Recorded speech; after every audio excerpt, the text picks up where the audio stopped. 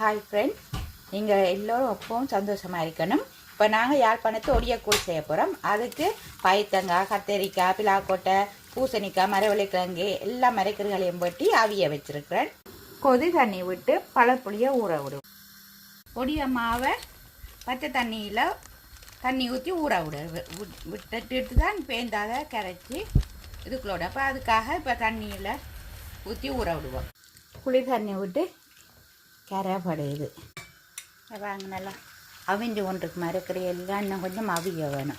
இனி உங்களை காரத்துக்கு ஏற்ற மாதிரி அறுவல் நொறுவல் சில்லி ஃப்ளேக்ஸை போட்டுங்க. உங்களுக்கு எவ்வளோ உரைப்பு வேணுமோ அந்த அளவுக்கு நீங்கள் காரம் உரைப்பு போடலாம். உப்பு போடப்படுது.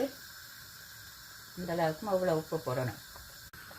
கரைச்ச புளியெல்லாம் போட்டுட்டார். அதோட சீ ஃபுட் மீன் நண்டு போடையில் நாங்கள் மீன், நெத்தலி, இறால், மற்றது கனவா எல்லாம் இப்போ போட்டு அவிய விட போகிறேன். புளியும் விட்டுட்டாச்சு. அது இது கேட்ட அளவு புளியும் விட்டாச்சுது. அதை அவியட்டுமாங்க மிக்ஸ் பண்ணி விடுவோம். இனி நெத்தலி கருவாடு போடுறார். நெத்தலி கருவாடு போடுங்க. ஊற வச்ச ஒடியல் அந்த தண்ணியை வடியில் ஊற்றணும். இல்லாட்டி அதுக்குள்ள அப்படியே ஊற்றுனா கைக்கும். அதெல்லாம் வடித்து வழியில் அந்த மேலே நிற்கிற தண்ணி அப்படியே வடித்து ஊற்றுறாரு. நல்லா கொதிக்குது. இனி இந்த கரைச்சி வச்ச இந்த மாவை மட்டும் இதுக்குள்ளே ஊற்று.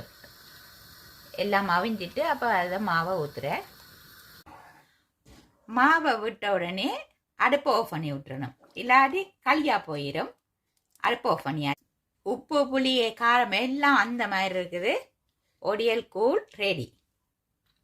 வாங்க நீங்களும் சேர்ந்து குடிப்போம்.